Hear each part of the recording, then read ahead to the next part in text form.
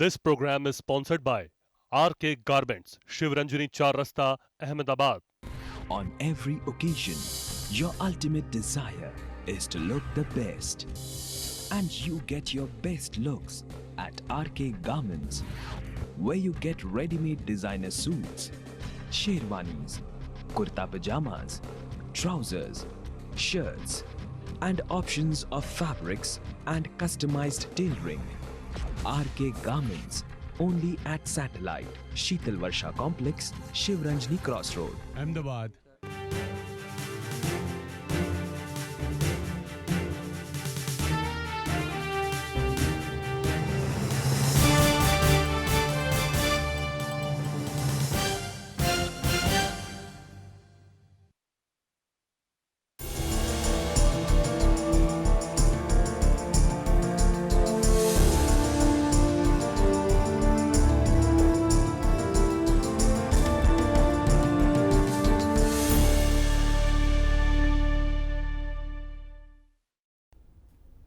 નમસ્કાર, હું છું સુજલ દવે.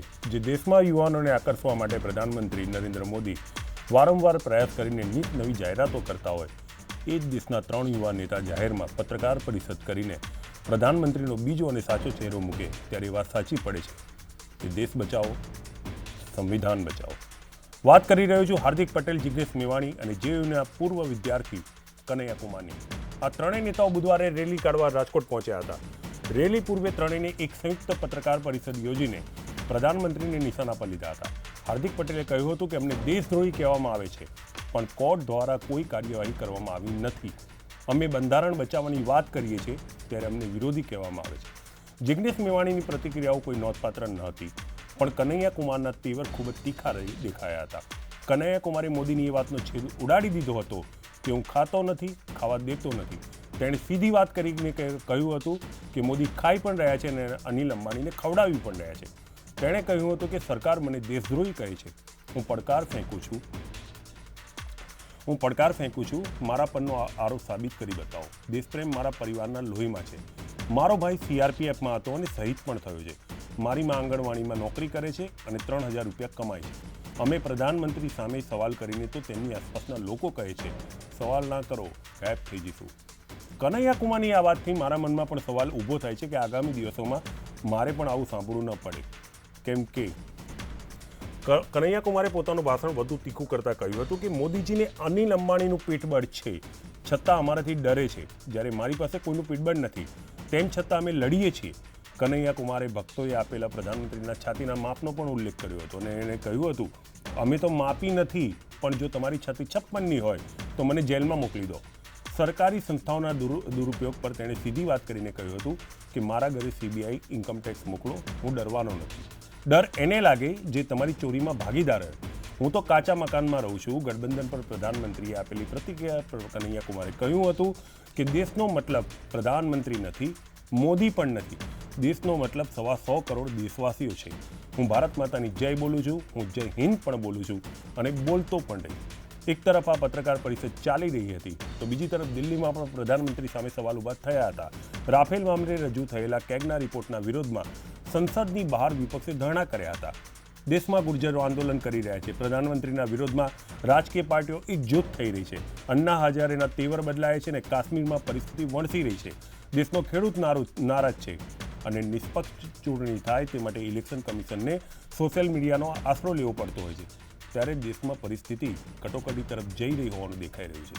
જો દેશની આ પરિસ્થિતિ હોય ત્યારે મને દૂરદર્શનની એ જો જિંદગી સિરિયલ યાદ આવે છે.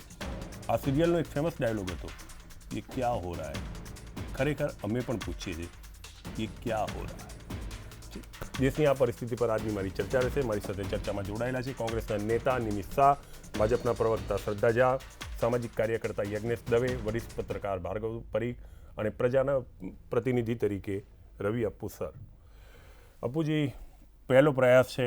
ઘણા પોઈન્ટ બ્લેન્કના દર્શકોએ સોશિયલ મીડિયાના મારફતે મને કીધું છે કે તમે પ્રજાના પ્રતિનિધિને બેસાડો. રાજકીય પ્રતિનિધિ તો આવી જ રહ્યા છે. આપનાથી શરૂઆત કરું છું અને દર્શકોને હું પણ આ રીતે આમંત્રણ આપીશ. ચર્ચાની શરૂઆત કરું. પહેલો પ્રશ્ન શ્રદ્ધાજી તમને જ જાય છે. કોઈ લાંબો પ્રશ્ન નથી, એક નાનકડો પ્રશ્ન. એ ક્યાં હો રહા હૈ? એકચ્યુઅલી આ પ્રશ્ન અત્યારે આખા દેશને પણ થઈ રહ્યો છે અને જેમ પત્રકાર પરિષદની આપણે વાત કરી, યુવા નેતાઓની વાત કરી, અને આજનો આઈ થિંક આપણો મુદ્દો પણ યુવા રાજનીતિ વિશે છે. એ જ છે, યુવા રાજનીતિ પર જ છે. યુવા રાજનીતિની વાત કરી તો ડેફિનેટલી રાજનીતિમાં યુવાઓએ ઝંપલાવવું જોઈએ. એ સાથે હું પણ એમની સાથે છું કે યુવાઓએ આવવું જોઈએ. કંઈક બદલાવ, કંઈક ચેન્જ લાવવો હોય, કંઈક વધારે સારું કરી શકવા માટે ચોક્કસથી રાજનીતિમાં આવવું જોઈએ. પણ રાજનીતિમાં આવવા માટે જે બધી રીત એ લોકો અપનાવી રહ્યા છે, જે પદ્ધતિ અનુસરી રહ્યા છે ને, એ તદ્દન ખોટી છે.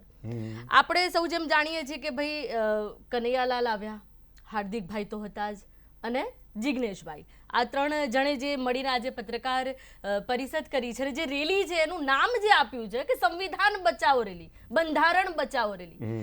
સંવિધાન બચાવો રેલી જે નામ આપ્યું છે, તો હું નથી માનતી કે એ લોકો કદાચ સંવિધાનને સારી રીતે સમજી પણ શક્યા છે. કારણ કે જો સંવિધાનને સમજી શક્યા હોત તો આવું સંવિધાન બચાવો રેલી એટલે શું સંવિધાન ખતરામાં છે? આનો ક્યાંક ને ક્યાંક એ લોકો એ મતલબ કરી રહ્યા છે કે સંવિધાન ખતરામાં છે. પહેલી વસ્તુ કે જે દેશ, આપણો દેશ ભારત, આપણી પાસે સૌથી મોટું ધન એટલે યુવા ધન છે. જો યુવાઓ ગેરમાર્ગે દોરાશે તો ડેફિનેટલી આપણા દેશને અસર થવાની છે. અને આ જે 3 યુવા નેતા અત્યારે ઉભા થયા છે, આપણે સૌ જાણીએ છીએ કે ક્યાંક ને ક્યાંક યુવાનોને ગેરમાર્ગે દોરી રહ્યા છે. બીજું કાંઈ નહીં પણ કહેવાય ને કે જે હલકી રાજનીતિ કહેવાય, જાતિવાદની રાજનીતિ છે, ચોક્કસથી એ લોકો રમી રહ્યા છે. પછી જિગ્નેશભાઈઓએ દલિતો ઉપર રાજનીતિ કરે, હાર્દિકભાઈ પટેલો ઉપર કરે, જે અન્ય જાતિ રહી જતી હતી એના માટે કનૈયાલાલભાઈ લઈ લીધા, અને અલ્પેશભાઈ પણ હતા. એટલે દરેક જાતિના એક છે ને યુવા નેતા, એક યુવા ચહેરા ઊભા કરી દીધા છે. અને એ બધે સાથે મળીને, જો કે ભલે હજુ કહેવાય કે પ્રોપર નથી આવી રહ્યું બહાર કે કોણ કરી રહ્યું છે, પણ સામે છે. હું જ્યાં સુધી સમજુ છું ત્યાં સુધી પબ્લિક પણ બહુ જ હોશિયાર છે. કારણ કે જેમ તમે કહ્યું કે આ શું થઈ રહ્યું છે, તો આવા પ્રશ્ન જેમ તમને થાય છે, યુવા નેતાઓ ભાજપને એટલે ભારતીય જનતા પક્ષને અને સરકારને પૂછી રહી છે કે આ શું થઈ રહ્યું છે, એવી રીતે પબ્લિક પણ પૂછી રહી છે 3 ચહેરાઓને પણ કે ભાઈ આ શું કરી રહ્યા છો તમે લોકો.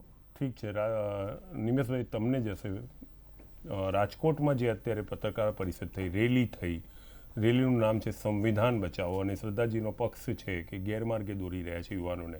આમાં તથ્ય શું, રાજકીય પ્રતિક્રિયા ઓછી રાખે છે? જે સંવિધાન બચાવોની જે વાત છે એ આજના જે 3 યુવાનોએ જે પત્રકાર પરિષદ યોજી, એ બહુ ભારતની જે સ્વાયત્ત સંસ્થાઓ છે એની પર સરકારે તરાપ મારી છે. તમે જુઓ, પહેલીવાર આ દેશમાં સુપ્રીમ કોર્ટના ન્યાયાધીશોને પોતાના ન્યાય માટે, ખરેખર તો ન્યાયાધીશ ન્યાય કરતો હોય છે, પણ પોતાના ન્યાય માટે પ્રજા સમક્ષ આવવું પડ્યું. CBIમાં આખો ડ્રામા લોકોને ખબર છે. ગઈકાલે સુપ્રીમ કોર્ટે CBIએ નરેન્દ્ર મોદી સાહેબે નિમણૂક કરેલા CBIના ડાયરેક્ટરને કહ્યું તમે અહીં બેસી રહો કોર્ટની સામે. એ પછી તમે જુઓ તો આ લોકોએ NOS એના આંકડામાં પણ ગડબડી કરી અને એ કરનારને બહાર તગેડી મૂક્યા.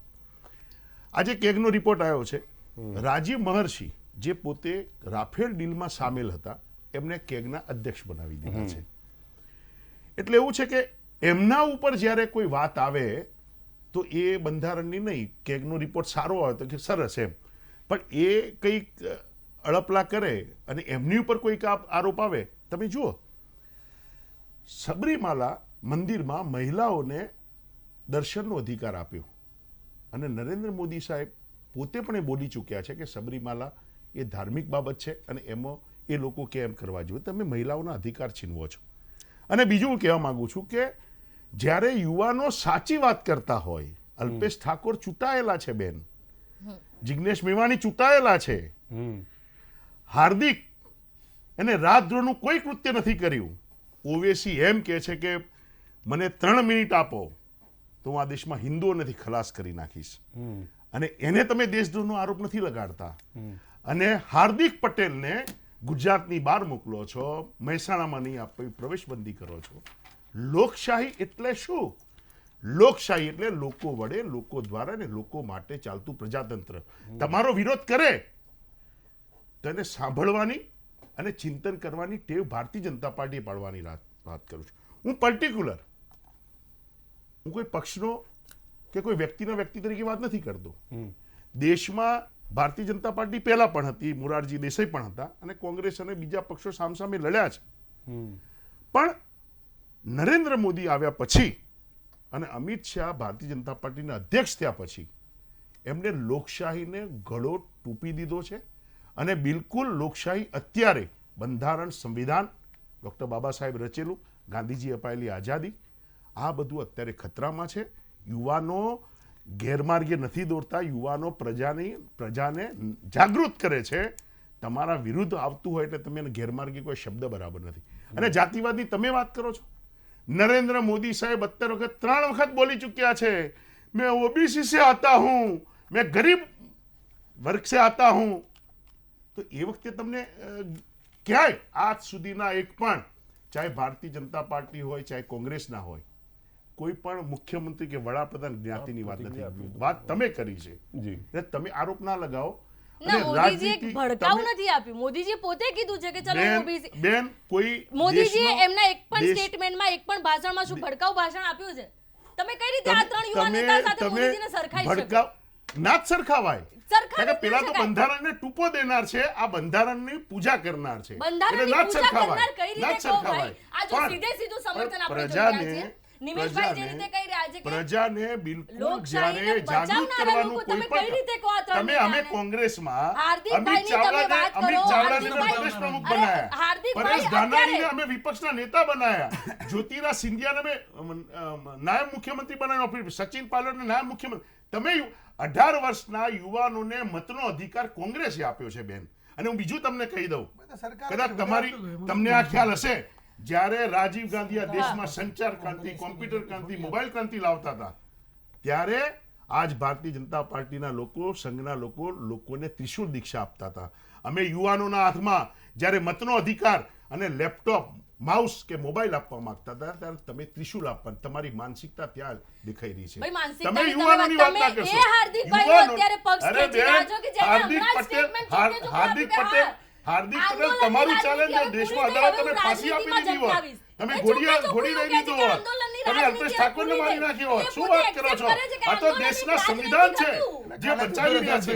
અને એ એમ કે છે કે અમારા સ્વાયત્ત સંસ્થાઓ છે Actually એ ગંભીર કોંગ્રેસની- જોખમમાં છે. કોંગ્રેસની આદત છે. ચોક્કસપણે જો ભાગલા પાડો ને રાજ કરો. અમે આ ક્યાંય ભાગલા કોંગ્રેસની પાડ્યા પદ્ધતિ નથી. છે. અમે કારણ ક્યાંય કે ભાગલા ક્યાંક ને ભાગલા ક્યાંક તમે અંગ્રેજોનું પાડ્યા છે. એઠું ખાઈ ગયા છે તમે લોકો. આ દેશમાં એક ક્યાંક ને પણ ક્યાંક માઇનોરિટીને અંગ્રેજોનું એઠું તમે ખાધેલું છે. ક્યાંય સંસદ એટલે સભ્યની કે એમની વિધાનસભાની નીતિ લોકો ટિકિટ અપનાવે છે નથી કે આપતા. ભાગલા પાડો તમે ને રાજ કરો. કોર્પોરેશનમાં એક માઇનોરિટીની ટિકિટ નથી ભાઈ, આપતા. મારા કોંગ્રેસની ભાગલા તમે પાડો છો, અમે નહીં. ભાગલા પાડો અમે ને તો આ અરે દરેકે દેશને દરેક જાતિનો અમે તમે તો આ ચહેરો ઊભું દેશના કરીને શું લોકોને કરવા માંગો છો? ભાગલા જ ભારતીય તરીકે પાડવા જોઈએ માંગી છીએ. રહ્યા અમે છે. કોઈ ભાગલા નથી યુવાનો ગેરમાર્ગે પાડતા. દોરાઈ અમે કોઈ રહ્યા ભાગલો છે. નથી ચલો કરો તો પાડતા. સારી રીતે કરો. અમે એટલે સરસ જ તમે રાજનીતિ જાતિવાદ કરીએ છે, એના છીએ. ઊભા તો ના કરો. અમે તમારી અને ઊભા જેમ કરો તો બંધ એમના દ્વારા- કરીએ, બંધની અપીલો અરે શું કરીએ, ભલા માણસ? તોડફોડ કરીએ. તોડફોડ કોણ તોડફોડ કરે? કે- ચલો, તમારા આંદોલનો અમારા અત્યાર સુધીના કોંગ્રેસના આંદોલનો જુઓ, અમે શાંતિના public માર્ગે, સાથે ગાંધીજીના છે, માર્ગે, નિમેશભાઈ. અહિંસાના માર્ગે કર્યા છે. નિમેશભાઈ, public તમે સાથે જ્યારે છે આંદોલન કે કરો છો, કોંગ્રેસ રેલ રોકવાનું, આંદોલનમાં અમે બસો તોડો છે, બસો તોડફોડ સંઘર્ષ થઈ. આ ગુજરાત કેટલા ગવા છે, લોકો ભારતની શહીદ પ્રજા થયા. ગવા છે. એ હાર્દિકભાઈએ ઝંડો લઈને ફરતા અરે હતા જ્યારે 15, હાર્દિકભાઈ, 14, તમે 12 શહીદોની છોકરાઓ વાત હાર્દિક શાંતિથી પટેલ રજૂઆત કરતા કરતા હતા. અમે હાર્દિક ગોળીએ પટેલે માર્યા છે. 14 શહીદની તમે વાત ગોળીએ ના દીધા છે કરી. 12 હવે છોકરાઓને. એને election ભારતીય લડવું જનતા છે. પાર્ટીના શાસનમાં મરી ગયા છે 14 12 છોકરાઓ. શહીદની એના ભાઈઓ અરે શહીદો, અરે એના શહીદો. કારણે મળ્યા.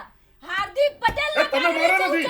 તમારા શાસનમાં નથી માર્યા. મૂકીને અત્યારે હાર્દિક પટેલ તો પાકિસ્તાન ચૂંટણી ઘણી વાર લડવા થયો હતો. શરમ આવી ગઈ તમને અલ્પેશ આવું કહેતા. ઠાકોર ચૂંટણી લડીને ધારાસભ્ય બન્યો. જીગ્નેશ મેવાણી અને ધારાસભ્ય અને બન્યો.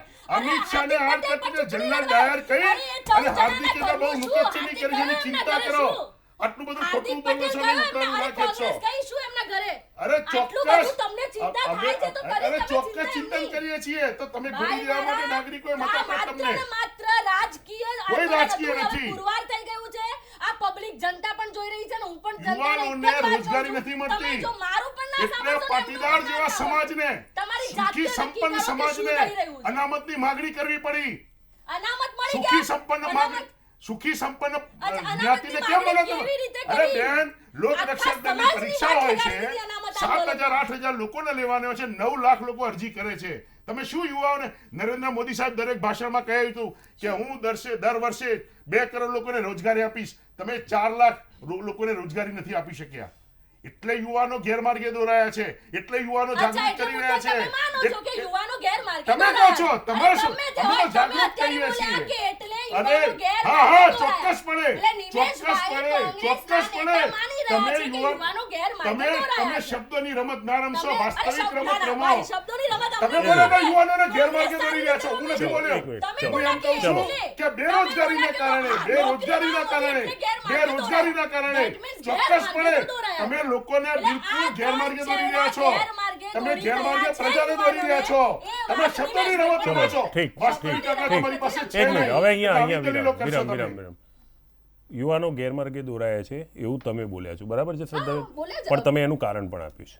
બેરોજગારીના પહેલા બેન બોલ્યા હા. કે યુવાનો ગેરમાર્ગો દોરી રહ્યા છે. હા. મેં એમ કહ્યું છે કે યુવાનો જાગૃત કરી રહ્યા છે. હા.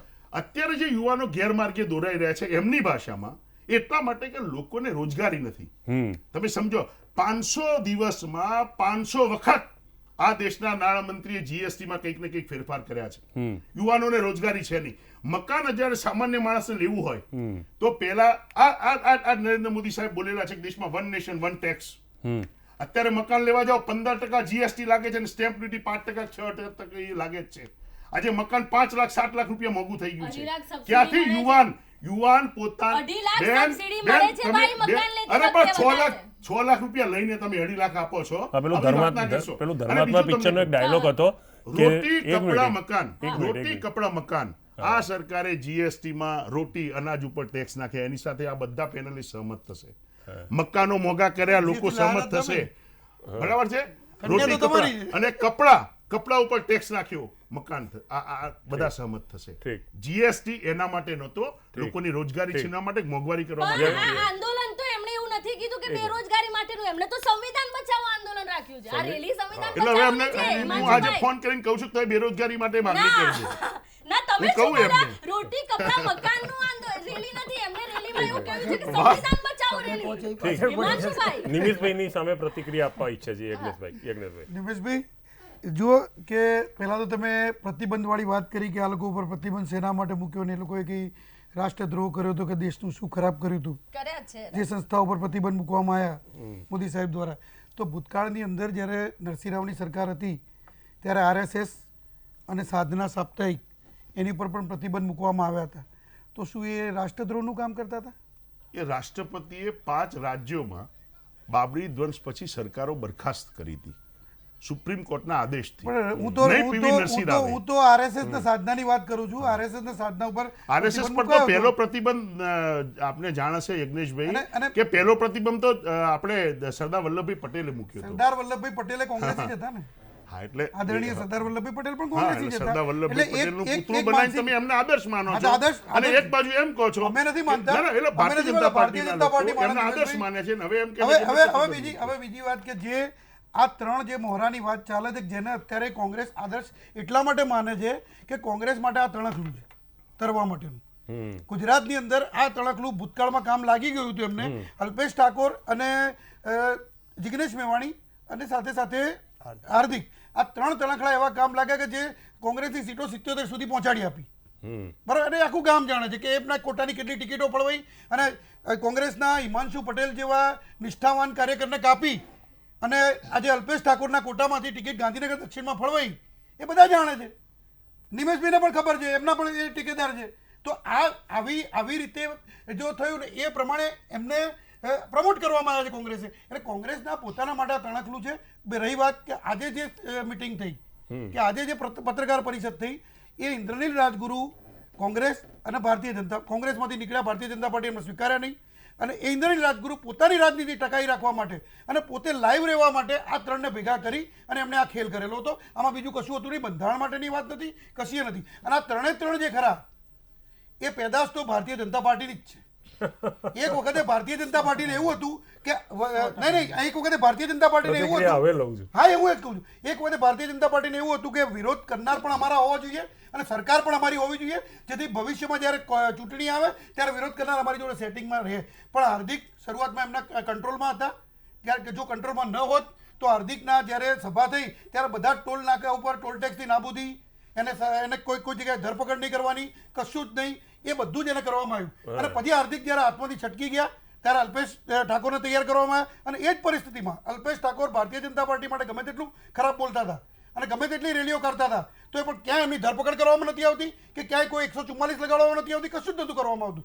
પણ એ પણ જ્યારે કોંગ્રેસમાં જતા રહ્યા ત્યારે જિગ્નેશ મેવાણીનો સપોર્ટ તો ભારતીય જનતા પાર્ટીએ કર્યો કે નથી કર્યો તો ખબર નથી, પણ આ બંનેનું તો જગજાહેર છે અને બધા જ જાણે છે. ઇવન ભારતીય જનતા પાર્ટીએ જાણે છે, કોંગ્રેસે જાણે. પણ અત્યારે કોંગ્રેસ જોડે એવું છે કે ગુજરાતના રાજકારણની અંદર કુંવરજીભાઈ બાવળિયા જેમ જતા એટલે કોળી મતોનું વિભાજન થયું, જેમ પાટીદાર મતોનું વિભાજન શરૂ થઈ ગયું છે. હાર્દિકમાં પણ ભાગ પાડ્યા. હાર્દિકના 4 માણસો 5 માણસો ભારતીય જનતા પાર્ટી લઈ ગઈ, 2-3 માણસો અતુલ પટેલ જેવા કોંગ્રેસ લઈ ગયા. એમણે જ્યારે કોંગ્રેસમાં પણ જે જૂના જેમ ભારતીય જનતા પાર્ટી લઈ ગઈ એવી રીતે કોંગ્રેસમાં અતુલ પટેલને લઈ ગયા, તો જૂના કોંગ્રેસીઓ હોવા છતાં અતુલ પટેલને કેટલું મોટું સન્માન આપવામાં આવ્યું, એને સેવાદળના વાઇસ પ્રેસિડેન્ટ બનાવવામાં આવ્યા. આ નિમેશભાઈ કેટલા વખતથી કોંગ્રેસમાં છે? હું એમને જ પૂછું મને કોઈ અપેક્ષા ના, છે અપેક્ષા નહીં. નહીં. એ તો આજે જુઓ, હું અત્યારે ભાઈ, હું મધ્યપ્રદેશમાં ભારતનો- પ્રભારી ભાઈ, હતો. હું ભારતનો વડાપ્રધાન ના હું બનું તો હું editor એવું જ કહું કે મને કોઈ અપેક્ષા નથી. પ્રદેશમાં બરાબર મંત્રી છે? છું. મહત્વાકાંક્ષા દરેકની હોય એક નિમેશભાઈ. લોકસભાનો હું પ્રભારી છું. નહીં. મને ઘણું આપ્યું છે કોંગ્રેસે. આ તો એ જ હોય. એટલે સત્તા માટે હું છું જ નહીં. દરેક એ જ હોય. આ તો એ જ કહેવાનું હોય. અને તમે નહીં, હું તમારી જગ્યાએ હું હું તો પણ ક્યારેય એ જ કહું. ચૂંટણી નહીં લડું. બરાબર. આવું તમારા જ ધારાસભ્ય આદરણીય અલ્પેશજી ઠાકોર આવું એક વખતે જાહેરમાં સ્ટેટમેન્ટ બોલ્યા હતા કે હું માતાજીની સાક્ષી, ખોડિયારમાંની સાક્ષીએ કહું છું કે ક્યારે હું ચૂંટણી લડીશ નહીં. બરાબર છે. અને એમણે એક વખતે પછી પબ્લિકનો મત લેવાનું નક્કી કર્યું, એક સ્ટન્ટ કર્યો જેની અંદર પબ્લિકના મતમાં એમણે કદાચ નહીં ડીલ થયું એટલે લેટ કર્યું એમનું અને પછી પોતાનું કોંગ્રેસનું exit deal poll. થયું. એમનું પોતાનું Same exit Hardik. હા, એનો બધા સેમ હાર્દિકનું જ. Same Hardik. દરેકનો હોય. આ તો જો સોશિયલ મીડિયા છે, સોશિયલ મીડિયામાં હું મારા 50 ફોલોઅર્સ ઊભા કરી અને મારા ટેકેદારો ઊભા કરું એના જેવી વાત છે. આમાં કે સોશિયલ મીડિયામાં કે કોઈ એના ચાર્જ નથી લાગતું. અને બધા જ નેતાઓ સોશિયલ મીડિયાના આધારે ઊભા થયેલા નેતાઓ છે. હા આમાંનો કોઈ નેતા પબ્લિકનો નેતા નથી. ઠીક, એક પ્રતિક્રિયા લઈ લઈએ. આ 3 નેતા જે અત્યારે કહેવાતા નેતા, સાચા નેતા, દેશના નેતા કે દેશના વિરુદ્ધના નેતા, એની કોઈ ટીકા ટિપ્પણીમાં ભાર્ગવભાઈ નહીં પડું. એક પત્રકારના દૃષ્ટિકોણથી આ 3 નેતાઓ, યુવા નેતાઓની રાજનીતિ દેશમાં કઈ તરફ જઈ રહી છે? જો સુજલભાઈ, આ આખી રાજનીતિ છે ને હા. એ એનાર્કિસ્ટ પોલિટિક્સ છે. આખું એનાર્કિસ્ટ પોલિટિક્સને સમજવા માટે થોડુંક હું તમને બેકગ્રાઉન્ડમાં લઈ જાઉં કે આ રાજનીતિ કોઈ બીજા પ્રકારની રાજનીતિ નથી. આ એનાર્કિસ્ટ રાજનીતિ છે. આનો જન્મ થયો હતો સેકન્ડ વર્લ્ડ વોર વખતે ફ્રાન્સની અંદર. ફ્રાન્સની અંદરથી જ્યારે આનો જન્મ થયો એને ડામી દેવાનો પૂરેપૂરો પ્રયત્ન થયો. 70ના દશકની અંદર આ એનાર્કિસ્ટ પોલિટિક્સ આપણા ભારત દેશની અંદર પણ આવ્યું હતું. એનાર્કિસ્ટ પોલિટિક્સ એટલે શું? અત્યારની જે તમારી રાજકીય જે વ્યવસ્થા છે એની સામે અરાજકતાથી બહાર આવવું અથવા તો એનો વિદ્રોહ કરવો. આ વિદ્રોહ કરવા માટે તમારી પાસે કોણ છે સૌથી વધારે? તો સાયકોલોજી તમે સમજવાનો પ્રયત્ન કરો તો હ્યુમન સાયકોલોજી એવી છે કે યુથની અંદર ઘરમાં બાપ સામે વાંધો હોય એને, કારણ કે ત્યાં દબાણ હોય. સ્કૂલ ને કોલેજની અંદર પ્રિન્સિપાલ સામે વાંધો હોય. એટલે માનસિકતા જેની બગાવતવાળી હોય એ બગાવતવાળી એટલે કદાચ આપણે બી નાના આવીશું ને 18-19 વર્ષના હોઈશું ત્યારે આપણી બી વિચારધારા ઘણી તરફ આ બગાવતવાળી હોય. એને કલ્ટિવેટ કરવાનો પ્રયત્ન એટલે એનાર્કિસ્ટ પોલિટિક્સ છે. આ એનાર્કિસ્ટ પોલિટિક્સની અંદર સૌથી પહેલી શરૂઆત કનૈયા કુમારે કરી. અહીંયા આગળ ગુજરાતની અંદર જોવા જઈએ તો ઉનાકાંડ પછી સૌથી પહેલી એનાર્કિસ્ટ પોલિટિક્સની શરૂઆત જિગ્નેશ મેવાણીએ કરી છે. હાર્દિકને પણ તમે એ રીતે જોવા જાઓ તો એ જ પરિસ્થિતિ આવે છે. 1900ના દશકની અંદર આ જ પરિસ્થિતિની બહુ જ મોટા પાયે ચિંતા થઈ હતી. મેક્સિકોની અંદર આ પરિસ્થિતિ ઊભી થઈ હતી. અમેરિકામાં આ પરિસ્થિતિ ઊભી થઈ હતી. સુજલભાઈ, યુ વિલ બી સરપ્રાઇઝ, 1999ની અંદર WTOની જ્યારે મિટિંગ થઈ એની અંદર એનાર્કિસ્ટ પોલિટિક્સની બહુ મોટી ચિંતા થઈ હતી. કારણ કે એ વખતે દુનિયાભરના લોકો મંદી તરફ જઈ રહ્યા હતા. અને એનાર્કિસ્ટ પોલિટિક્સ ત્યારે શરૂ થાય છે કે જ્યારે તમારી પાસે રોજગારીની તકો ઓછી થઈ ગઈ હોય છે અથવા તો રોજગારીની સંખ્યા ઓછી થઈ ગઈ નિમેશભાઈ હોય એ જ કીધું હતું. હા, હવે એ કેમ રોજગારીની સંખ્યા ઓછી થાય? કારણ કે માણસના સપનું જોવાનું તમે સપનું દેખાડો છો. એનાર્કિસ્ટ પોલિટિક્સ છે ને એ ઓર્ગેનાઇઝ લેબરમાંથી ઊભું થતું અને અનઓર્ગેનાઇઝ લેબરમાંથી ઊભું થતી એક શક્તિ છે. એ એવી રીતે છે કે જેને વંચિતો કહીએ છીએ આપણે, સાદી ગુજરાતીમાં એમને વંચિતો કહીએ છીએ. જે ઓર્ગેનાઇઝ લેબર છે અને અનઓર્ગેનાઇઝ લેબર છે કે જે સમાજનો નીચલો તબક્કો છે. એનામાં એક કાર જોઈને એક મનસા છે કે કારવાળો ચોર છે, નાની કારવાળાને મોટી કારવાળો ચોર લાગે છે, સ્કૂટરવાળાને કારવાળો ચોર લાગે છે. આ માનસિકતા બનેલી છે. તો એ માનસિકતાની સામે આ યુરોપની અંદર કે રશિયાની ક્રાંતિ પણ તમે જુઓ તો આ એનાર્કિસ્ટ પોલિટિક્સના કારણે થઈ. 90ના દશકમાં બંધ થઈ. 70ના દશકમાં ભારતમાં બહુ મોટા પાયે થઈ હતી. આપણા જાણીતા ફિલ્મ અભિનેતા મિથુન ચક્રવર્તી પણ આમાં નક્સલવાદની અંદર જોડાયા હતા અને that was a part of anarchist politics. અને આ બધું જ જ્યારે જે ખતમ થયું એ લગભગ 90થી 2000ના દશકની અંદર એનાર્કિસ્ટ પોલિટિક્સ ભારતમાંથી ખતમ થયું હતું.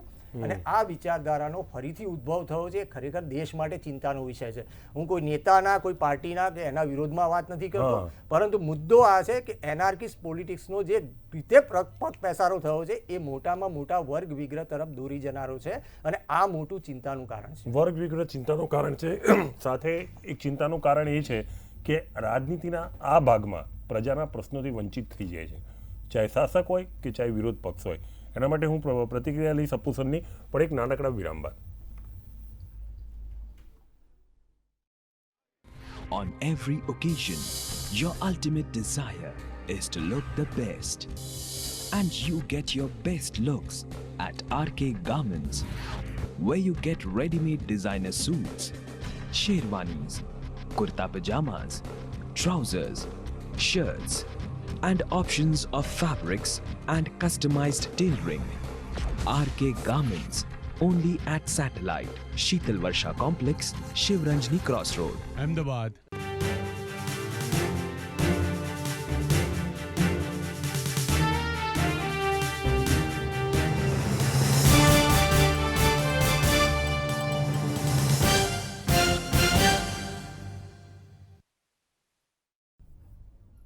Welcome back.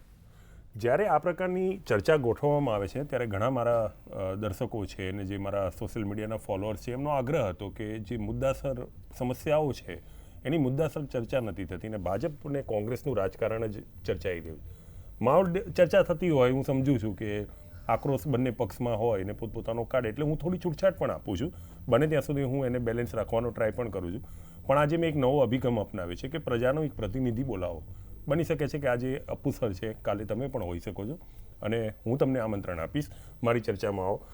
અપ્પુભાઈ, જે આ ચર્ચા થઈ રહી છે, કોઈ પણ મુદ્દાની ચર્ચા થવી જરૂરી છે, એ પણ હું માનું છું, પણ એમાં પ્રજાના જે મૂળભૂત પ્રશ્નો છે એ વંચિત થઈ જાય છે, જેના કારણે ક્યારેક ક્યારેક એવું થઈ જાય છે કે બંને પક્ષને જ ખબર નથી પડતી. એટલે આક્ષેપ પ્રતિ આક્ષેપની રાજનીતિમાં પ્રજાના પ્રશ્નો ભૂલાઈ જાય છે. આ વાત કેટલા અંશે વ્યાજબી અને કયા મુદ્દાની ચર્ચા થવી જોઈએ? સુજલભાઈ, પહેલાં તો આપને અભિનંદન આપવા છે. આટલા સમયથી ડિબેટ જોઈએ છે, રાજકીય પક્ષોના પ્રવક્તાઓ આવે છે, રાજકીય વિશ્લેષકો આવે છે, કેટલીક હદે આ બધા પ્રેજ્યુડાઇઝ હોય છે અને કદાચ ઘણી વખત એવી રીતે બિહેવ કરે છે, ખોટું નહીં લગાડતા, પણ ના બધા આપણે દેશને સારું શાસન આપવા માટે જ they are like paid worker. હા, બરાબર. અને ક્યારેક ક્યારેક આ પ્રવક્તાઓની આત્મા પણ કહેતી હોય છે કે હું જે બોલું છું ને એ કદાચ હું સમાજ માટે તો આ સારું નથી જ, પણ થાય છે શું, પેલો ચોળો પહેરેલો હોય ને એટલે ફ્રીલાન્સ બોલી પણ નથી શકતા, એવું કદાચ અહીંયા બેઠેલાઓને બી ફીલ થતું હશે. તમને અભિનંદન એટલે આપવા છે કે પહેલી વાર કોઈ ડિબેટમાં જેમની માટે ડિબેટ થાય છે ને એમના વ્યૂઝ લેવાનો ટ્રાય થયો છે અને આની માટે ખરેખર 56ની છાતીની જરૂર છે. અરે ભાઈ, મારા નવા જબ્બા સીવડાવવા પડશે. હવે વાત આવે છે ચર્ચાની, તમે કીધું ને, તો ચર્ચા અને ઝઘડા વચ્ચેનો ફરક આટલો છે, મને એવું લાગે છે કે એક કોઈ મુદ્દા ઉપર વાત થતી હોય ને, જ્યારે એક વ્યક્તિ બોલતી હોય ને તો બાકીના બધા જ પેનલિસ્ટ એને સાંભળે. આપણે ચાર સાંભળતા અને પેનલિસ્ટને સાંભળવું હોય કે ન સાંભળવું હોય, હું એક ડિબેટનો વિયર છું, બધા ડિબેટ જોતો હોઉં છું, અમારે સાંભળવું હોય છે. વાત સાચી. અને હું બહુ દુઃખ સાથે કહું છું કે તમે નથી સાંભળવા દેતા તમારા પ્રચારમાં. આ મુદ્દો આપણે દૂર કરીશું, એટલીસ્ટ પોઈન્ટ બ્લેન્કમાં દૂર થશે. મારા દરેક પ્રવક્તાઓને હું હાથ જોડીને વિનંતી કરીશ કે એક બોલે ત્યારે ના, તમારા વતીથી હું હાથ જોડવા તૈયાર છું. એટલે દર્શક જ્યારે કલાક તમારી ડિબેટ જોવે છે તો એટલીસ્ટ ખબર પડે કે ભાજપ શું કહી રહી છે, રાજકીય વિશ્લેષક શું વિશ્લેષણ આપી રહ્યા છે, મારા જેવા એન્કર કેટલી બૂમો પાડી રહ્યા છે અને કયા કયા મુદ્દાની ચર્ચા થાય છે. મારું એક સામાન્ય માણસ તરીકે એવું એનાલિસિસ રહ્યું છે આ ડિબેટને જોતા કે બધા જ પ્રવક્તાઓને કદાચ એવી ટ્રેનિંગ છે કે મુદ્દો આપણા કામનો તો ભડકાવો અને મુદ્દો આપણા કામનો નહીં તો ભટકાવો. આ બહુ સત્ય વાત. એવું નહીં, મને આનંદ થાય છે. તો જેને કોઈ પણ મુદ્દો હોય એ જે કોખી લાયેલા હોય બોલી નાખવાનું. ના, હું પૂરું કરી લઉં. દરેક રાજનીતિમાં ક્યાંક અશુદ્ધિકરણ હશે, પણ દરેકને અશુદ્ધ માનવા એ તમારો પણ ભ્રમ હશે. અમે રાજનીતિમાં બહુ શુદ્ધિકરણથી રાજનીતિ કરીએ છીએ જો અને અને આટલો અને ફરક અને પડ્યો છે. અને અને અને નિમેશભાઈ, ત્યાં તમારી વાત ભૂલ સાચી. અમારો આત્મા સારું, એમને ડંતો બોલી હોય દો. હવે તો અમે એમને- માફી માંગીએ છીએ નહીં, નહીં. ના, ના, અમે ત્યાં અમે એક હસ્તક્ષેપ પણ નથી પણ કરતા આ જો નવો મારો અભિગમ છે ને એટલે હું ભાજપ એટલે કોંગ્રેસ- અભિગમ બદલતા સુજલભાઈ તમને 100% અભિનંદન હું આપીશ અને પણ- કદાચ એવા ભારતીય જનતા પાર્ટીને શ્રદ્ધાબેન પણ અભિનંદન આપશે હા. એટલે પણ એ કઈ હું- સવાલ નથી બહુ એ સરસ છે આ અમારો કોન્સેપ્ટ માટે અભિગમ તો છે ને, અભિનંદન જ જો છે તમે અભિનંદન નહીં આપો ને તો મેં અભિનંદન લેવા નથી કર્યો, પણ હું સહકાર ઈચ્છું છું. તમે આ જે પ્રજાના પ્રતિનિધિ મેં બોલાવવાની શરૂઆત કરી છે ને એમના સૂચનો ખરેખર ના, ના, બહુ સાંભળો. સરસ હોય છે તમે સાંભળો, અને બંનેને બહુ અસરકારક સરસ. રહેશે. બહુ અને સરસ બહુ છે. રાજનીતિમાં હું ડિબેટના ફોરમને કોઈ દિશા લઈ જવા લાગુ છું. મને ઘણા એવું કહે છે, જો મારે નથી વાત કરી કે તમે વિરોધી વાત કરો છો. કોની એ મારે નથી કહેવું. ઘણા એમ કહે છે કે તમે ફેવરની વાત કરો છો. મને દુઃખ થાય છે કે મારા પ્રશંસક કે મારા આલોચક એમ નથી કહેતા કે તમે સાચી વાત કરો છો, નિષ્પક્ષ વાત કરો છો. છેલ્લા 10 દિવસથી પછી આ લોકોના ધ્યાન પર છે, કેમ કે હું કોઈ દિવસ સોશિયલ મીડિયા પર પ્રતિક્રિયા આપતો નથી. હવે કે તમે સાચી વાત કરો છો ત્યારે મેં એ મારી કોમેન્ટને લાઇક પણ નથી કરી. તમે ખોટી વાત કરો તો હું ડિસલાઇક પણ નથી કરતો. હું ખાલી અત્યારે મારા જેટલા ફોલોઅર્સ છે એમને જોઉં છું કે કઈ દિશામાં જાય છે. પણ હું અત્યારે આ ચર્ચા થઈ છે, હું મારું કોઈ માર્કેટિંગ નથી કરતો, પણ હું પોઈન્ટ બ્લેકના દરેક દર્શકોને કહું છું, તમે 1 કલાક આપો છો એ મહત્વનું નથી, કલાક પછી તમે શું શીખ્યા એ જ મહત્વનું છે. અને હું તમને શીખવાડવાનો નથી, હું ખાલી તમને જગાડવાનો છું. તમે જાગો. હું એમ નથી કહેતો કે આ ખરાબ છે અને આ સાચું છે. હું કોઈ ન્યાયાધીશ નથી, પણ ફક્ત એક જ વાત, સાચું જોવાની આદત રાખો. બસ જે સાચું હશે એ જ હું મૂકીશ. જી અપુભાઈ. હવે વાત આવે છે આજની રેલીની. હમ મને એવું લાગે છે આ દેશમાં, હું એજ્યુકેશનાલિસ્ટ છું, મેં અત્યાર સુધીમાં 20,000 સ્ટુડન્ટ ભણાવી દીધા છે અને યંગસ્ટર્સ ભણાવે છે, મેં કોલેજ સ્ટુડન્ટ સાથે કામ કર્યું છે. જી મને એવું લાગે છે ને આ દેશમાં બંધારણ બચાવો રેલી કરતાં બંધારણ બતાવો રેલીની વધારે જરૂર છે. Very good. 95% દેશવાસીઓને બંધારણમાં દેશવાસી છોડી દો સાહેબ, હું આ ઘણી બધી ડિબેટમાં રાજકીય પક્ષના પ્રવક્તાઓને બંધારણની વાત કરતા વખતે એવું સાંભળતા જોયા છે કે બંધારણની કલમ નંબર બંધારણમાં કલમ છે જ નહીં, આર્ટિકલ છે. બંધારણમાં અધ્યાય છે. 95% દેશવાસીઓને બંધારણમાં શું છે, આપણા ત્યાં 5મા કે 6ઠા સ્ટાન્ડર્ડના સિલેબસમાં નાગરિક વિષયમાં બંધારણના હકો અને જવાબદારીઓ મૂકી દીધી. એ વખતે તો એ બાળક એટલો મેચ્યોર બી નથી કે આ ભાષા સમજી શકે. સુપ્રીમ કોર્ટે વખતો વખત છે ને પોતાના ડિસિઝન્સમાં કીધું છે કે હાયર એજ્યુકેશનમાં બંધારણ વિષય ફરજિયાત શીખવાડો અને બંધારણ બતાવી દેવાશે ને એક વખત દેશવાસીઓને, પછી બચાવવાની જવાબદારી કોઈએ નહીં લેવી પડે, એની જાતે બચી જશે. પરિસ્થિતિ ત્યાં ખરાબ છે સાહેબ. એક કન્ટ્રી છે યુકે, સાહેબ એગ્રી થશે, ઇંગ્લેન્ડ એક એવો દેશ છે ને જેનો બંધારણ મૌખિક છે, લેખિત નથી, છતાં હજી સુધી બચાવવાની પરિસ્થિતિ નથી ઊભી થઈ. અહીંયા દુનિયાનું સૌથી મોટું બંધારણ છે અને વાતમાં બચાવવા માટે મંચ ઊભા થાય છે. બદલવા પડે ને. કેટલા સુધારા છે આઝાદી પછી? સાહેબ આ તો એવું થયું છે ને, મારી પાસે 20 વર્ષ જૂનું ચાકુ છે. ફરક એ છે કે પાછળનું હેન્ડલ 4 વાર બદલાવ્યું છે ને આગળવાળું 3 વાર બદલાવ્યું છે. એ હાલત કરીને નવું થઈ ગયું બધું. અસલ તો રહ્યું જ નહીં કશું હવે. વાત આવે છે યુવાન. મૂળભૂત વાત એ હતી એ વખતે, સોરી માફ કરજો, શ્યોર સાહેબ. મૂળભૂત વાત એ હતી એ વખતે જ્યારે બંધારણની રચના થઈ તે વખતે એક જોગવાઈ એ પણ મૂકવામાં આવી હતી કે સમય અને સંજોગોને લઈ અને આ બંધારણની અંદર સુધારા કરવાની સત્તા સંસદના અને રાજ્યસભાના એટલે બંનેને આપવી જોઈએ, જેથી કરીને ભવિષ્યમાં અત્યારની પરિસ્થિતિ શું છે, આવનારા 10 વર્ષ પછી કે 20 વર્ષ પછી શું સ્થિતિ હશે એને જોઈને કરવી. પરંતુ આ એક લોનો પણ અદ્ભુત રીતે એવો ઉપયોગ થયો છે કે દરેક રીતે તોડી મરોડીને થયો હોય. પછી એ કોઈ પણ મુદ્દા હોય, મારે બહુ મુદ્દામાં જવું નથી. રસ્તામાં ટ્રાફિક પોલીસની શરૂઆત કરીએ ને તો જજ સુધી બધા લોકો ફેરફાર કરી નાખે. ક્લોઝ છે ને બંધારણનો દરેક અર્થના અનર્થ કરે છે. આપણા બંધારણનું મેઇન મૂલ્ય શું છે? People's welfare. તો એમેન્ડમેન્ટ માટે બી એમ જ હશે ને કે સમાજ માટે જો કોઈ જરૂર હોય, પછી કરવું પડે. સમાજ માટે કઈ જરૂર હશે તો એમાં એમેન્ડમેન્ટ થવા જોઈએ. હું ને કદાચ બધા અહીંયા બેઠેલા એગ્રી હશે કે વોટ બેંક માટે થઈને એમેન્ડમેન્ટ થયા છે, આજ સુધી કોઈ સમાજ માટે નથી થયા. પરફેક્ટ. નહીં, short જો એક વસ્તુ આ વસ્તુ અહીંયા હું અટકાવું પણ છું. બોલીશ. સદ્દાબેન, જો એક આપની જ વાત કહું છું. મારું એક એટલું કે મિનિટ, મારા આવાથી બંને એક વાતમાં સંમત થતા થઈ ગયા છે. એ જે બોલશે આમાં મારા આવાથી બંને આમ આમાં સંમત છે. વાત જુદી કરું. આટલો ફરક પડશે. વાત જુદી કરું છું. હવે આપણે વાત આપણી જુદી કરીએ છીએ. ડિબેટને આપણે પાલન debate ની જે કરીશું. મુખ્ય હવે એમને જે સાંભળીએ વાત છે પછી એની શ્રદ્ધાબેન પર ને જઈએ. પછી તમારા બેની રાજનેતામાં પ્રતિક્રિયા લો. યુવા- અને હું એક વસ્તુ કહું હા, છું. નિમેશભાઈ, હું કહું છું, નિમેશભાઈ, સાંભળો. નિમેશભાઈ. એક જ મિનિટ બોલીશ. 100% રાજકારણને 100% રાજનેતાઓને ફક્ત બ્લેમ કરવાથી, આક્ષેપો કરવાથી રાજનીતિ સુધરશે નહીં. નહીં. પ્રજામાંથી જ રાજનેતાઓ આવે છે પ્રજાએ પોતે અને પહેલા- પ્રજાનું જ પ્રતિનિધિત્વ કરે છે. પ્રજાએ પોતે પહેલા મને- સુધરવું મને- છે. મને બોલવા દો સાહેબ. એક મને મિનિટ, બોલવા હવે દો. અહીંયા ટોકું છું. તમે કીધું ને પ્રજામાંથી રાજનેતા હા, આવે છે. ચોક્કસ. આ રાજનેતા કોના ઈશારે છે? સરકારના ઈશારે. યજ્ઞેશ દવે કે છે. ચોક્કસ. અને સાહેબ- એટલે નહીં. પ્રજામાંથી કોઈ નેતા આવતો નથી. પ્રજામાંથી પ્રજામાંથી નથી કોઈ આવતો. નેતા નથી આવતો, સાહેબ. રાજકારણીઓ એને સિલેક્ટ કરે છે. રાજકારણીઓ પાર્ટી આવે, select કરે select છે. કરે. નહીં. જ્ઞાતિની પ્રજામાંથી અંદર રાજનેતા પેદા નથી બાહુબલી. થતો. પ્રજામાંથી એનો નેતા ભાવ પેદા નથી થતો. આ વાત સાથે પ્રજામાં જો સંમત એટલી નથી. બુદ્ધિ હોત તો સુજલ દવે પોઈન્ટ બ્લેન્ક ન કરતા અને હોત. રાજકારણીઓ આ એ જ વાત આવી છે. નહીં, બંધારણ નહીં, તમે તમે રાજકારણીઓને નહીં, નહીં, નહીં, નહીં, નહીં. ખરાબ ચિંતા છો. પ્રજામાંથી સારા માણસો પ્રજામાંથી રાજકારણમાં એક આવશે જ મિનિટ નહીં. એક મિનિટ એક મિનિટ બુદ્ધિશાળી છે. પ્રજા ડફોડ નથી કહેતો. પ્રજામાંથી- પ્રજાને પ્રજા તો બહુ ડફોડ નથી બુદ્ધિશાળી કહેતો. છે. બહુ બુદ્ધિશાળી. અરે પ્રજા બહુ અહીંયા- બુદ્ધિશાળી છે. મારી ડિબેટ બી સુજલ, જુએ છે, પણ હું એક જ વસ્તુ કહું છું. એક વસ્તુ નહીં, નહીં, એક અહીંયા મિનિટ, પ્રજાનો એક જવાબ વસ્તુ આપી દઉં. એક નહીં, મિનિટ, નહીં, એક પ્રજાનો જવાબ પ્રજા બહુ આપું છું. બુદ્ધિશાળી છે. પ્રજાનો જવાબ આપું પણ છું. પ્રજા એટલો વિશ્વાસ પણ તમારા ઉપર ઝડપથી મૂકે છે ને, એનું પરિણામ તમે એ રાજનેતા ચોક્કસ. બનાવો. નહીં, એ ચોક્કસ. વિશ્વાસ મૂકતા પહેલા એ- ખરાઈ એ- નથી કરતા એ તમે. સાથે સહમત છું. એક- હું સહમત છું. બુદ્ધિશાળી છો ને હા. તો ત્યાં બુદ્ધિ ઉપયોગ કરો. પ્રજા મેં આંખો દરેક બંધ કરીને ડિબેટમાં કીધું કોઈના છે પર પણ કે ભરોસો બહુ રાજનેતાને તમે ચોક્કસ સ્વીકારો ને પડે. એ પહેલા એના એફિડેવિટ લો કે તને ચૂંટીએ ને પછી પક્ષ છોડીને નહીં જવું. મારે ઉમેશભાઈને એક વાત કહેવી છે. એક મિનિટ એક રાજકારણીઓને બ્લેમ અમે પ્રજા કરીએ છીએ. ના. તમે જ સામે મંચ ઉપર તમે જઈને કરો blame છો. કરો છો. તમે જ હવે કરો છો. હવે જો આપણે નક્કી કર્યું હોય કે 2 મિનિટ કોઈને આપી તો હું વાત કરી લઉં હા, ભાર્ગવી હા, બોલો. તમને આપી છે. ભાર્ગવીને જ આપો. હવે બધા સહમત એમ. 2 મિનિટ મને આપી દો.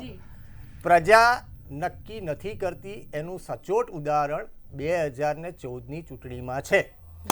એ Perfect. ઈરોમાં જે 11 યુરો વાળી વાત વર્ષ જુઓ. સુધી ઈરોમાં ત્યાં આગળ પૂર્વાંચલમાં 11 વર્ષ સુધી જે બાઈએ પોતાના સમાજ માટે પોતાના પ્રદેશ માટે 11 વર્ષ ઉપવાસ કર્યા છે એને 2.5 કરોડ કઈ પાર્ટી હતા તે હું નામ નહીં કહું 2.5 કરોડ રૂપિયાની ઓફર આપી હતી કે તું ચૂંટણી ના લડીશ બેન. સાયકલ ઉપર એ બેને પ્રચાર કર્યો, પ્રજાની સેવા માટે જિંદગીના અમૂલ્ય 11 વર્ષ ઉપવાસમાં કાઢ્યા. પણ કમનસીબી એ છે કે એને એટલું નેશનલ મીડિયામાં કે બીજે ક્યાંય એને પ્રમોદ ના મળ્યું. માત્ર 82 વોટ એને મળ્યા છે. Deposit જપ્ત થઈ ગઈ. માત્ર 82 વોટ એટલે ડિપોઝિટ તો જમા થાય જ છે. એટલે પ્રજામાંથી આવતાનો કોઈ સવાલ નથી. આમાં રાજકારણમાં જો મારા બંને મિત્રો જો સંમત થશે, તમારી ત્યાં રાજકારણમાં તમારી પહેલી અટક કઈ છે એ બહુ મહત્વની છે. બનાસકાંઠામાં તમારી અટક ચૌધરી છે, ઠાકોર છે, અગત્યની છે. તમારી અટક મહેસાણામાં ચૂંટણી લેવી છે તો પટેલ છે, એ બહુ મહત્વનું છે. તમારી વર્ગ અટક વિગ્રહ. હા વર્ગ વિગ્રહ. રાજકોટમાં જવાનો કોઈ જાતિવાદ. જો તમે- જાતિવાદ છે. જાતિવાદ છે. તમે બોલો, રાજકોટમાં તમે બોલો, જાઓ ભાર્ગવભાઈ. રાજકોટમાં જાઓ તો તમારી અટક કઈ છે તો એક કોળી હોવી જોઈએ. રાજકોટ જસદણ તરફ તમે જાઓ તો દક્ષિણ પોરબંદર ગુજરાતમાં જાઓ, જાઓ. મેર હોવી જોઈએ. હા, દક્ષિણ ગુજરાતમાં જાઓ તમારે કાં તો હળપતિ હોવું જોઈએ, કાં કોળી પટેલ હોવું જોઈએ, કાં ચૌધરી હોવું જોઈએ. આ આદિવાસી પટ્ટામાં તમે જાઓ, તમારે શું જરૂર છે? ત્યાં જઈને બ્રાહ્મણ અટકવાળાને કેમ ઓછી ટિકિટ મળે છે? કેમ છેલ્લા કેટલાય 2 દશકાથી 2 નહીં 3 દશકાથી 95 થી 1990 મારા થી સમજને નહીં મળતી. નહીં 1990 થી હું કહું છું કે પટેલ ડોમિનેટિંગ વિધાનસભા રહી છે કે નહીં, આમાંથી બેઠેલો કોઈ પણ ના પાડે તો પછી એ ભાજપનો હોય કોંગ્રેસનો હોય, પટેલ ડોમિનેટિંગ રહી છે. પટેલોનું આંદોલન થયું ત્યારે પહેલી વખત એવું થયું છે કે પટેલ સૌથી વધારે ડોમિનેટિંગ વસ્તી નથી એમની રહી. છે. પટેલ ડોમિનેટિંગ નથી રહી તો આમાં જાતિવાદ નથી. ઓબીસી ડોમિનેટિંગ રહી છે તો રહી છે. ઓબીસી ડોમિનેટિંગ કેમ રહી છે? ટિકિટ તમે એને આપો છો. તમને બુદ્ધિશાળી માણસ જયનારાયણ વ્યાસને હારવું પડે છે. કેમ હારવું પડે છે? બુદ્ધિશાળી માણસ હોવા છતાં. એટલા માટે શક્તિસિંહ ટેકનોક્રેટ ગોહિલ, દિનશા પટેલ, નહીં, કનુભાઈ એટલે- કલસરિયા ઘણા એવા એટલે દાખલા છે. ટેકનોક્રેટ એમના નામ બોલે છે. ટેકનોક્રેટ્સ બ્યુરોક્રેટ્સ ના, કનુભાઈ કલસરિયા ભાજપમાં હતા ભાઈ. ભાઈ કનુભાઈ કલસરિયા ભાજપમાં ભાઈ એટલે જ હતા. કહું છું કે ટેકનોક્રેટ્સ બ્યુરોક્રેટ્સ જેવા લોકોને અહીંયા આગળ સ્થાન નથી.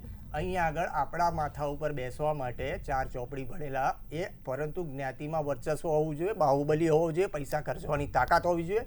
આ એક ક્રાઇટેરિયા પોલિટિકલ પાર્ટીએ બનાવેલો છે અને આ હું બહુ ડંકાની ચોટ ઉપર કહું છું અને આની અંદર કોઈ ખોટું નથી. હું 1990 થી તમે કહો તો એક સીટના ઉદાહરણ આપવા માટે તૈયાર છું. ઠીક છે. હા, તમે વાત અપુભાઈ, તમારી એક સાહેબ, આ વાત પર યુવાનો મહત્વાકાંક્ષી કેમ બન્યા છે ને હા. એ વાત આ ભાર્ગવભાઈની વાત પરથી આવે છે. મેં એટલે જ એમને બોલાયા છે.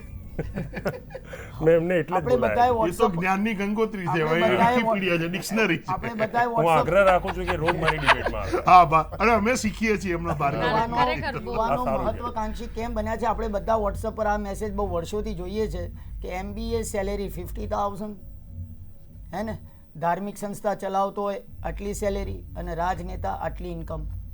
પછી એ વળીને ક્યાં આવશે? એના પહેલા ભેગા થઈને પગાર વધારો કરી નાખે. બીજી વાત કહું, આપણે હાર્દિક પટેલનો રસ્તો કોઈ બી હોય, પણ આપણે એ વાતમાં બ્લેમ ન કરી શકીએ કે જાતિવાદનું રાજકારણ રમ્યા અને પાટીદાર નેતા થયા. જાતિવાદનું રાજકારણ કોણે શીખવાડ્યું છે? રાજનેતાઓ જ શીખવાડે. રાજનેતાઓએ શીખવાડ્યું છે. એટલે આ યુવાનોને એવું લાગે છે, યુવાનોને એવું લાગે છે કે અમારે જો રાજનેતા થવું હશે તો જાતિવાદના રાજકારણથી જ જવાશે. હવે એક નવો ઇતિહાસ તમને અહીંયા આગળ કહી દઉં. આપણે જાતિવાદનું રાજકારણ કહ્યું ને, એટલે ગુજરાતમાં 80 ના દશક સુધી જાતિવાદ નહોતો. ખામ. જલભાઈ તમને ના 80 ના દશક સુધી એ બી નહોતું. 80 સુધી એ પછી પણ ખામ નહોતું. આવ્યું.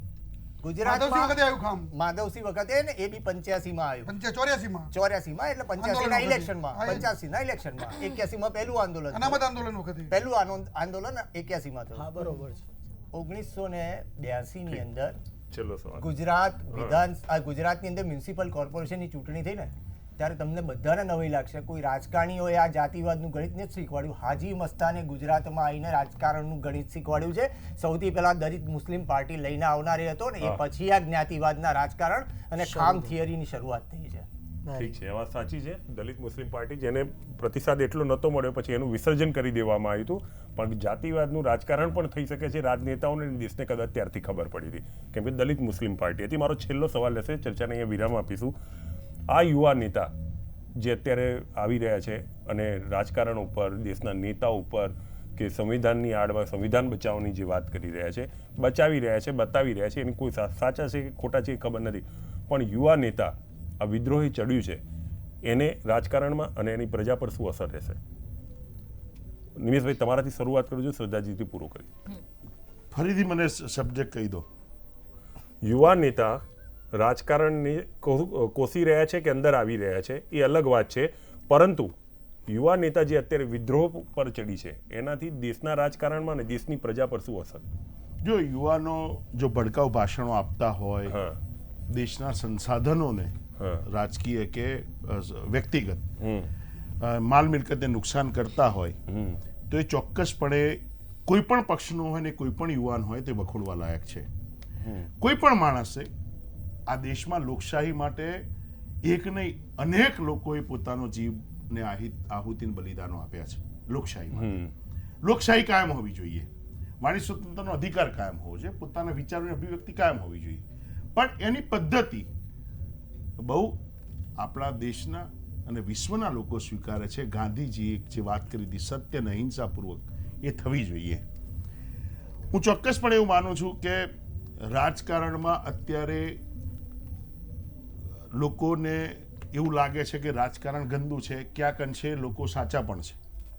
પણ હું પ્રજાને એક અપીલ કરું છું, નિર્ભર કોઈ પક્ષના રીતે નહીં, કે તમને જે વ્યક્તિ યોગ્ય લાગે, ચાહે ભારતીય જનતા પાર્ટીનો હોય કે ચાહે કોંગ્રેસનો હોય, અને સારો માણસ હોય, સજ્જન હોય, તો એના માટે તમે પ્રચાર પ્રસારમાં જોડાઓ.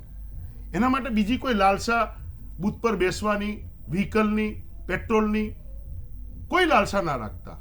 અને મારો જાતીય અનુભવ છે કે જ્યાં જ્યાં આવા લોકો જાગૃત થઈ અને કોઈ લાલચ અને લાલસા વગર મત આપે છે અને સારા પ્રતિનિધિને મોકલે છે, તો 100% સારું કામ થાય છે. નડિયાદ હમણાં જિલ્લો બન્યો, એનો કોઈ મહેરબાની કરીને હું બેનને વિનંતી કરું છું, બધાને વિનંતી કરું છું, એને રાજકીય રીતે ના લેતા. દિનશા પટેલ એવું પ્રામાણિક વ્યક્તિત્વ, ભ્રષ્ટાચાર રહિત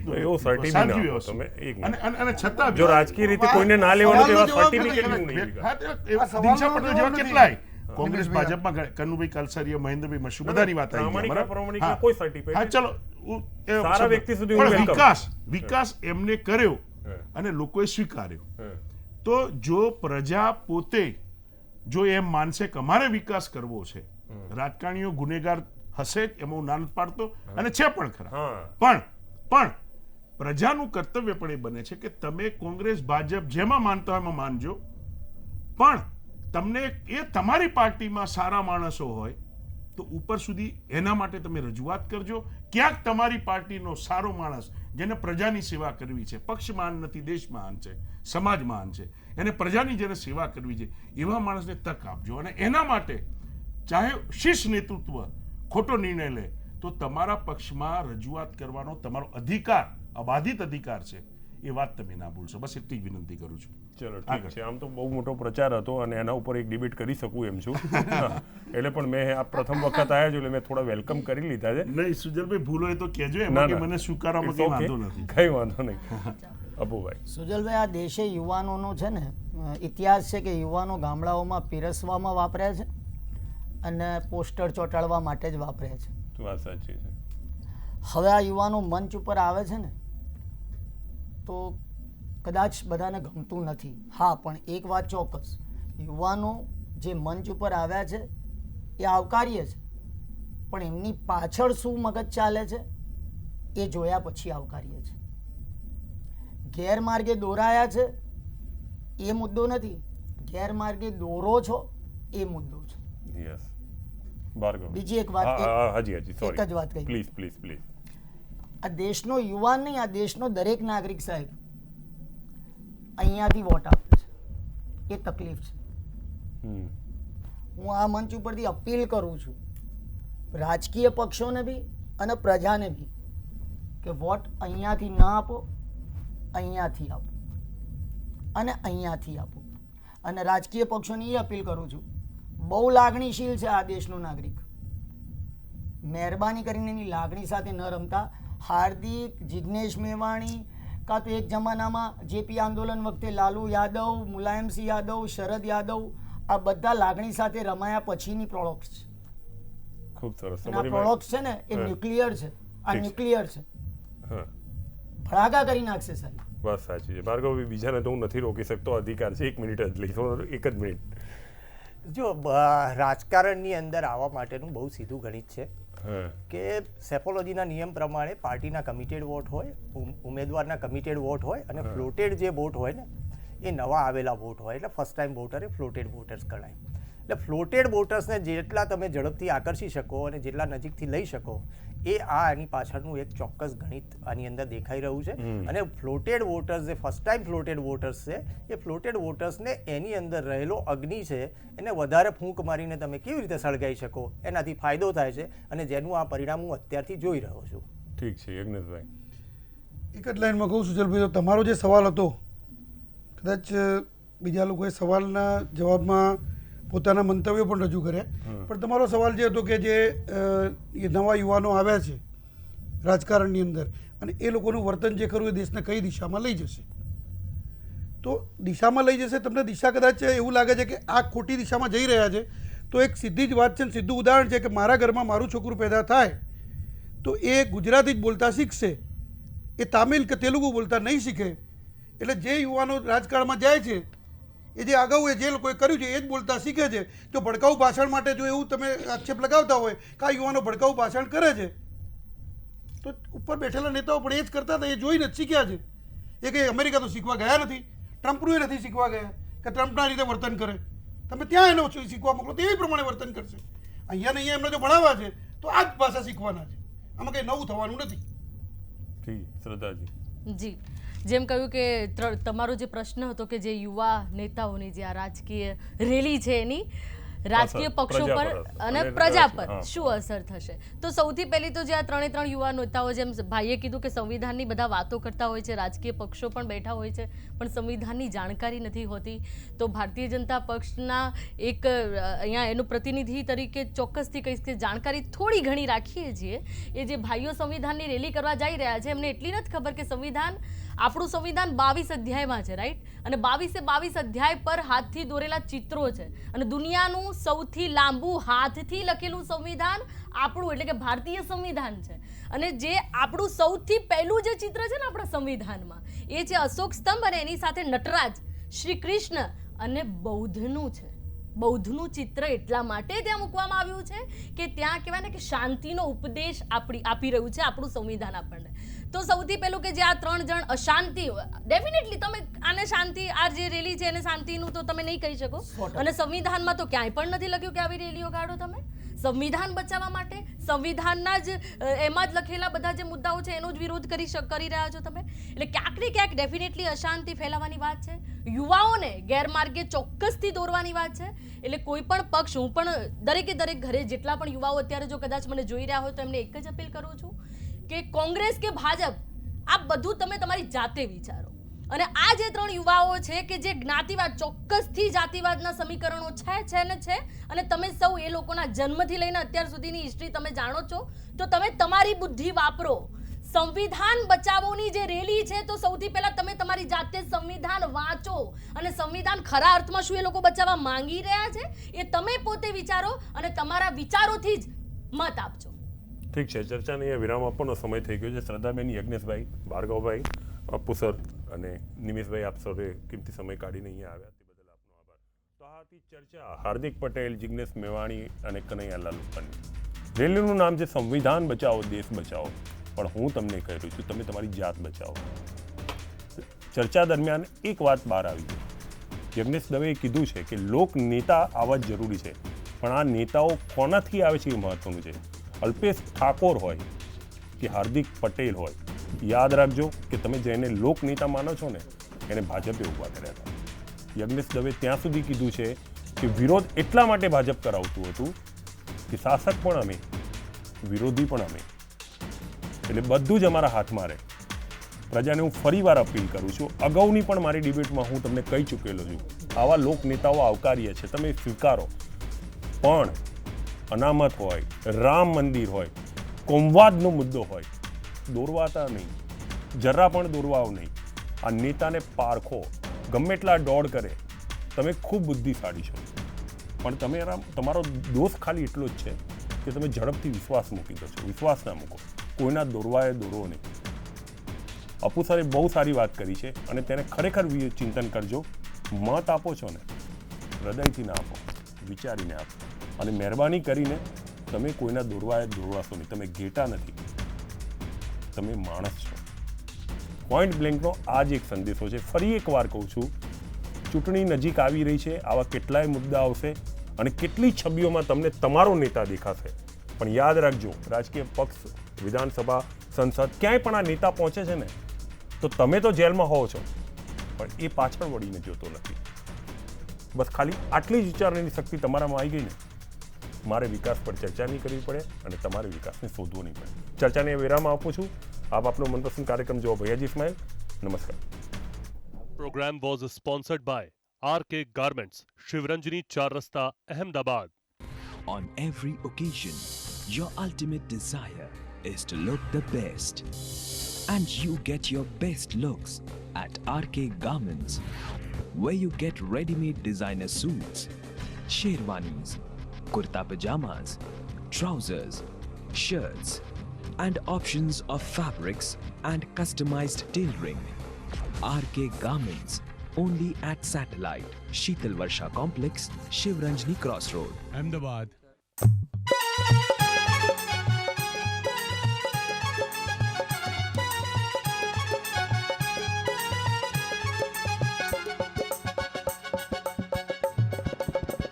मोदी जी धीरे धीरे, मोदी जी वाह, मोदी जी मंदिर बनवाओ यहीं रे, मोदी जी वाह, मोदी जी कोई चाहे पैसा, कोई चाहे सत्ता, हम आपसे करते आशा रे, मोदी जी मंदिर बनवा दो, मोदी जी वाह, मोदी जी राम दर्शन करवा दो, मोदी जी वाह, मोदी जी।